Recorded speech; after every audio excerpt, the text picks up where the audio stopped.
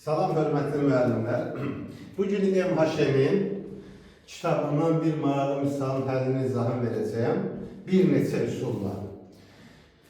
Digər maraqlı həllərdə sizdən şərh bölməsində gözləyəcəm. Deməli, verilib bizə düzbucaqlı trapesiya gördüyümüz kimi A'dan BS tərəfinə, böyük yan tərəfə AY perpendikulyarı endirilib. Rəqəmlər üstündə də verilib. SY3, YB 12, AY'miz də nədir? 16.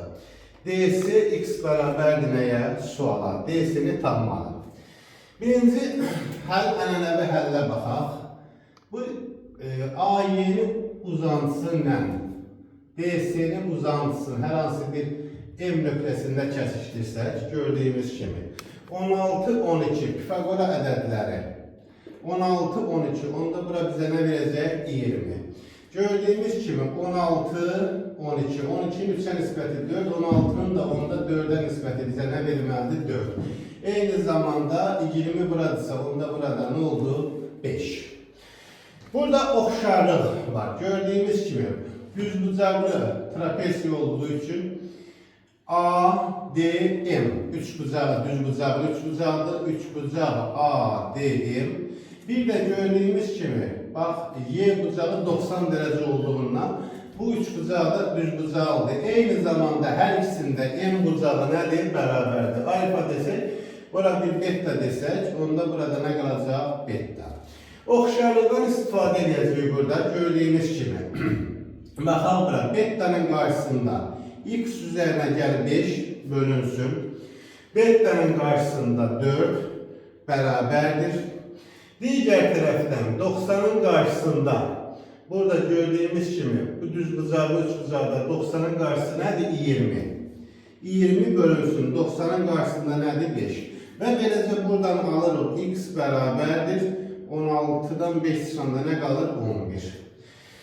Veya eyni şəklin üstündə bir üsulda deymək olar. Biz bu hündürlüğü çəksək, gördüyümüz kimi y'dən keçən hündürlüğü çəksək, bura olsun 90, burada olsun nədir? 90, burada bir h deyək. Metrik münasibətə görə h'ımız bərabər olacaq, gördüyümüz kimi bu hündürlüylə bu hündürlüyün cəmi. Metrik münasibətə görə bir kiçik hündürlük bizə verir 3 vur 4 bölü 5, üstə gəlinsin.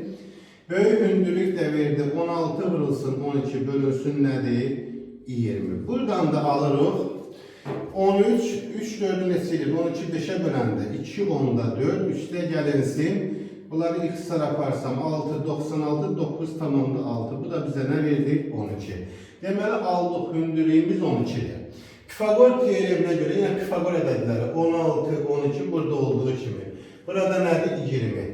Deməli onda bütün buranı aldıq 20. Onda x'imiz də bərabərdir 20 çıxılsın 20 ümumi 20 aldı. 20 yox 12 16 alırım bura. Düz istəyirəm. Bura 20-dirsə 12-dirsə ümumi bura nə olacaq? 16. Deməli almış olduq x üstə gəlinsin 5 bərabərdir 16. X də bərabərdir nə? 11. Bu olsun ikinci üsul. Belə qeyd edək ki, yadda qalsın. Keçən növbəti şəklə başqa bir variantdan baxaq. Başqa bir variantdan baxaq. Deməli, bu şəkildə də indi bunu yuxarı tamamlasaq, üç bucağa. Tamamlayaq üç bucağa. Deməli, bura alfa desək, beta bucağı olduğu üçün lap beta deyək. Beta desək, bura 90, burada olsun nədir? Alfa. Eyni qayda ilə bura 90, bu 90'sa beta'dırsa bura alfa, bura nə qalacaq? Beta. 16 neçəydi? 12, 20. Deməli 4m, 3m nədir? Bir də 5m nisbətindədir tərəflər. Pifagor ədədlərinə görə, düzdürmü? Deməli 90'ın qarşısında, bax bu üç bucağa, kiçik üç bucağa baxsaq, görür ki bu üç bucaq, bura indi bir m deyək. Ümumi üçbucaqdan A, Y, B üçbucağı, A, Y, B üçbucağı oxşardır. Bu üçbucağı, hansı üçbucaqdır bu? M, D, S üçbucağı. Üçbucaq M, D, S. İndi bu tərəflər 3, 4, 5 nisbətində olduğu üçün onda bu üç bucağın da tərəfləri olacaq 3, 4 nədir? 5 nisbətində. Bura deyək bir 5K. Düzdürmü? Alfanın qabağında 3-dürsə, alfanın qabağında bura olsun 3K. Burada nə olsun? 4K. İndi ümumi böyük üçbucağa baxırıq. Gördüyümüz kimi x oturacağı nədir? Paraleldir. Paralellik şərtinə görə onda ümumi üçbucaq. Hansı üçbucaq? A, M, B üçbucağı oxşardır. Gördüyümüz kimi DM, C üçbucağına. Üçbucaq DM, C'yə. Və buradan alırıq. Bütöv bura. Gördüyümüz kimi bölünsün nədir? Bura. Bütöv elədir 15 istəyər 5K. Bölünsün 5K bərabərdir. Bura 20 bölünsün nədir? 3K. Və beləcə alırıq. K'lar buradan x-lara nədir? Getdi. Alırıq 45 üstə gəlinsin 15K bərabərdir 100-ə. K da bərabərdir 11 bölünsün nəyə? 3-ə. Bizdən x istəyir. X-imiz 3K olduğundan 3'ə vursun x-ini alacaq 11. Digər bir şəkildə də baxaq. Üçüncü şəkilə. Üçüncü şəkildə də biraz fərqli eləyəcəyik. Üçüncü şəklin həllinə. Bura 90 gördüyümüz kimi. Y nöqtəsindən bura bir perpendikulyar çəksək.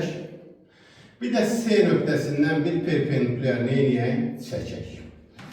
Həm Y'dən çəkdim, həm C-dən. Bura olsun x. Bura 3 Fales teoreminə görə, yenə deyirəm, Fales teoreminə görə, əgər bura 3-dürsə, bura bir dənə 3n deyək, bura 12-dirsə, burada olsun 12 nədir?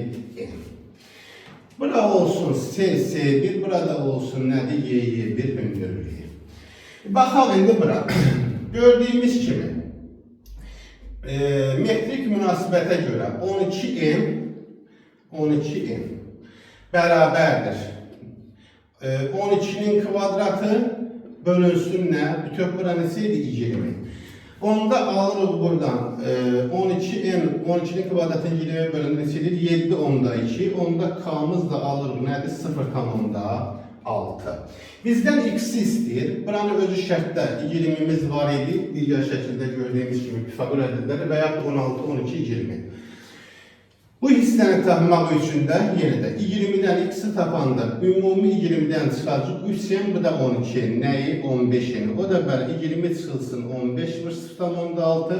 6-nı vuranda 15'ə 99. 20-dən də 9 çıxanda nə qalacaq? 11. Hələlik bu qədər. Sağ olunuz.